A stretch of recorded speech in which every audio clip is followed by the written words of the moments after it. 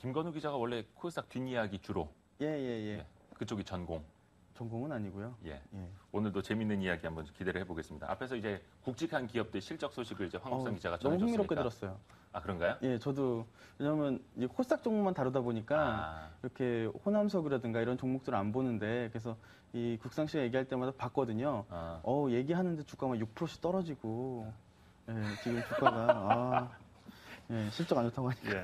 아무튼 이제 굵직한 것들 그리고 작지만 투자자분들이 반드시 알아야만 하는 소식도 이제 같이 오늘 혼합해 있는 겁니다. 주겠죠. 자, 오늘 김건우 기자가 준비한 소식은요.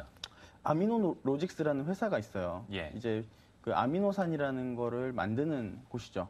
그래서 최근에 이제 주가 한번 차트를 보시면은 흐름을 보시면은 7거래일 중에 3일 하한가 그리고 어제 상한가 갔습니다. 어제는 하한가에서 상한가로 갔어요. 그래서 어제 이제 투자자들이 만약 이 종목에 관심을 가졌다면 이제 30%의 수익을 내실 수 있는. 그렇죠. 물론 이제 잠시였습니다만 장중에 하한가 갔다가 상한가 가는. 그리고 장중에 하한가를 이제 찍었다가 이제 회사에서 이제 이 주가 급락에 대한 이유를 밝히면서 이제 상한가로 올라갔죠. 일단 그 사이에 공시가 있었네요. 예. 그러니까 근데 변동성이 상당히 커요. 예, 변동성도 크고. 이 회사 같은 경우에는 사실은 개인 투자자분들이 한번 공부를 해보실 만한 종목이에요. 그러니까 어떤 그 좋은 케이스보다는 좀 나쁜 케이스로. 왜냐하면은 이 회사 같은 경우에 지금 주가가 많이 떨어졌거든요. 그래서 시가총액 1,000억입니다. 크더라고요. 그러니까 실적이나 자본금에 비했을 때는 시총이 크더라고요. 근데 이제 매출액이 얼마냐? 반기 기준 11억이거든요. 그러니까. 그리고 이제 영업 손실이 저도 보면서 깜짝 놀랐는데 162억이에요. 근데도 저도 사실 주가가 많이 떨어졌군 했는데 그래도 1,000억이길래 깜짝 놀랐습니다. 물론 이제 기존 주주분들 입장에서는 무슨 소리냐. 그렇죠. 뭐 성장세가 있는데 어떠냐 이렇게 이야기하실 수는 있는 겁니다만. 주주는 꿈을 주는 거니까요. 그래서 오늘 해볼 이야기는 이 아미노로직스를 본 이제 주식담보대출에 대한 이야기를 좀 해보려고 합니다. 주식담보대출. 이게 부동산 시장에서는 이제 주담대 하면 주택담보대출인데 이쪽 주식시장에서는 주담대 하면 주식담보대출. 그렇죠. 오늘 그 주담대를 이야기해보죠. 그러니까 그 최근에 어떤 내용이 있었던 겁니까? 그러니까 최근에 이제 15일부터 주가가 하한가를 가기 시작을 한 거예요. 그래서 시장에서 이거 같은 경우에 지금 주식담보대출 물량이 나온 게 아니냐. 근데 17일날 회사에서 이제 공시를 했어요. 그 최대 주주가 200만 주로 담보를 맡겼다. 그리고 이제 전일에 그 주식이 모두 장내 매도됐다라고 밝혔죠. 근데 그 장내 매도된 날짜가 15일이에요. 그러니까 뒤늦게 공시를 한 건데 이 주식담보대출이라는 게 이제 이 회사다 최대 주주나 이제 특별관계자 같은 사람들이 주식을 담보로 맡긴 다음에 그 주식이 주가가 떨어지게 되면은 추가로 담보를 내거나 아니면은 그 주식을 처분할 수 있는 권리를 갖게 되거든요. 아파트랑 똑같죠. 하지만 이 주식담보대출의 구조를 좀 살펴보면은 과연 투자할 때 어떤 점이 유의해야 되는가를 좀 알아볼 수가 있어요. 그러면 아미노로직스 관련된 주식담보대출 규모가 얼마나 됐길래 이렇게 일단은 200만 주였습니다. 200만 주를 담보로 이제 30억을 이제 내고 빌린 건데요. 당시에 이제 12일 종가가 이제 3,200원이었거든요. 그러니까 64억 원어치를 맡기고 30억 원을 빌린 건데. 이 주식담보대출 같은 경우에 보통 200%에서 300% 정도를 맡겨요. 이 회사의 그 어느 정도의 실적이나 이런 거에 따라서. 그러니까 어떤 거에 200에서 300%? 그러니까 내가 30억을 빌린다. 그럼 주식을 60억 원치를 맡기거나 아니면 90억 원치를 맡기거나. 그러니까 담보 인정 비율이 한 50%나 한 3분의 1 정도밖에 안 쳐준다라는 거죠. 그렇구나. 그러니까 분명히 이제 주식담보대출로 인해서 이 회사의 주가 변동성이 상당히 커졌고 그 사이에서 손실을 볼 수도 있고 투자자 입장에서는 이걸 왜 알아야 되는 건지 주식담보대출이란 이런 것이다. 좀 설명을 해주세요. 이제 주식담보대출을 통해서 알 수 있는 거는 그 기업의 현재 상황을 파악할 수가 있어요. 왜냐하면 내가 돈을 빌려준 입장이잖아요.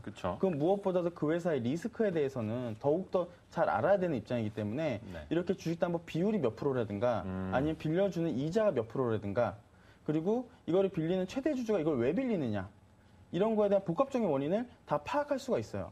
근데 일단 자수성가한 CEO들 입장에서는 내가 갖고 있는 개인 자산까지 팔아서 회사에다가 자본금으로 넣는 사람들도 많지 않습니까? 그분들 입장에서는 개인 재산이 없을 경우에 주식담보대출을 맡아놓고 좀 생활비로 쓸 수도 있고 예. 하는 건데 이게 다 나쁜 경우는 아니죠. 아니죠. 그럼 대기업 회장들 같은 경우에도 뭐 회사의 신규 사업에 본인이 직접 투자를 한다거나 예. 그런 경우 같은 경우는 호재로 해석이 되기도 해요. 아하. 하지만 이제 코스닥 회사 같은 경우에는 이제 안 그런 케이스가 워낙 많은 거죠. 무엇보다도 이제 누가 빌려주느냐.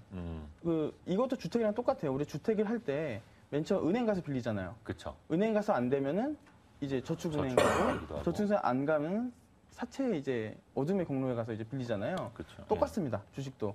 그래서 과연 돈을 빌려주는 주체가 어디냐? 그 주체가 이제 그 증권회사냐? 아니면 저축은행이냐? 아니면 사채냐? 그래서 과연 누가 빌려준 건지 한번 의심을 해봐야 되고 이 아까 말씀드렸던 그런 우량회사 있잖아요. 예. 우량회사 같은 경우는 연 이율이 뭐 2%, 3%짜리도 빌려요. 하지만은 이 회사 같은 경우에는 연 이율이 21%가 넘습니다. 이번에 주식담보 빌렸던 게. 연 이자율이 20%가 넘는다. 그러면 연 이자만 6억이 넘더라고요. 6억 5천 정도 되더라고요. 아하, 30억 원어치를 받아서. 예. 그러니까 모르겠네. 이게 조건을 좀 봐야 되는데 저도 대충 잠깐 뭐 자세히 보진 못했습니다. 공시를 보니까 한 상조 회사한테 주식담보대출을 받은 게 아미노로직스가 있더라고요. 그러니까 상조 회사한테 그린 상조는 그랬을 거예요. 그거는 지난해에 빌렸어요. 30억을 빌렸다가 4월 달에 반대 매매를 한번 당했어요. 한번 반대 매매를 당하고 또 빌린 거예요. 또 빌려가지고 그게 또 팔린 거죠. 근데 여기서 일단 지금 주식담보대출할 때 봐야 될 거에 대해서 말씀드렸잖아요. 예. 주체가 누구고 이율이 누구고. 예. 그리고 셋째적으로 볼 게 이 반대 매매를 봐야 돼요. 반대 매매는 이 이자 주가가 떨어지니까 추가로 담보를 내거나 아니 일부 상환을 못 하기 때문에 채권자가 파는 거거든요. 그러면 그거 같은 경우에 이 아미노로스 같은 어떻게 됐냐면 당시에 4월 달에 115만 주를 맡겼어요. 그러면 추가로 들고 있는 500만 주가 있었거든요. 근데 500만 주를 담보로 추가로 제공하지 못하고 반대 매매를 당했단 말이에요. 그럼 그 500만 주를 빌려주지 못한 상황이었던 게 아니냐. 이런 추정도 가능한 거죠. 그러면은 공시되지 않은 담보가 있는 게 아니냐. 이런 의심도 가능한 거고요. 그러니까 공시상 나타나지 않은 무언가가 있는 것 아니냐. 그렇죠. 그런 의심이 된다는 그게 제일 거죠. 불안한 거고. 그러면 아까도 말씀을 하셨습니다만 결국에는 뭐 은행에서 못 빌리면 저축은행에서 못 빌리면 이제 사채까지도 가고 하는데 그러면 당장 아미노로직스가 주로 주식담보대출을 받았던 그 주체 여기에게 돈을 빌려준 사람은 누구였던 거죠? 우리는 지난해 이제 상조 회사 같은 경우에는 연 이율이 9%밖에 안 됐어요. 연 9%. 예, 그러니까 굉장히 양호했던 거죠. 싸게 빌렸네요, 비교적. 그렇죠. 근데 그것도 갚지를 못해가지고 반대 매매를 당했는데 어떻게 연 21%짜리를 하지? 라는 의심이 들면 이 주식에 대해서 고민을 할 필요가 있는 거죠. 그리고 과연 그러면 이번에 돈을 빌려준 쪽이 어디냐라는 궁금증이 생기잖아요. 이 KRX 홀딩스라고 지난달 26일에 설립된 회사예요. 그 KRX면 한국거래소인데 이름 한국거래소랑은 상관이 없는 전혀 상관없고요. 상관없는. 근데 재밌는 거는 이 회사에서 물어봤거든요. 어제 통화를 했습니다. 회사랑. 일단 회사에서는 이 주식담보대출에 대해서 이건 최대주주의 사항이기 때문에 자기는 잘 모른다. 그리고 최대주주는 회사의 공지문에 띄워놓은 걸 보면은 그들이 안 팔 거라고 생각을 했는데 불법 매도를 당했다. 이렇게 이야기를 했거든요. 불법 매도? 그러니까 약속 안 팔기로 했는데 그냥 팔았다는 거죠.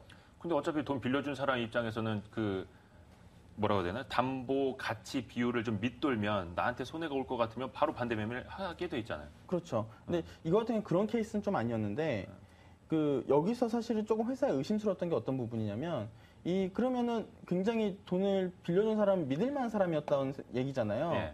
하지만은 이 KRX 홀딩스라는 등기부 등본을 띄워보면은 이 회사의 지금 임원이죠. 그러니까 발기인으로 같이 참여했는 사람이 이미 뭐 지난해하고 올해 상장 폐지가 됐던 회사의 임원이었어요.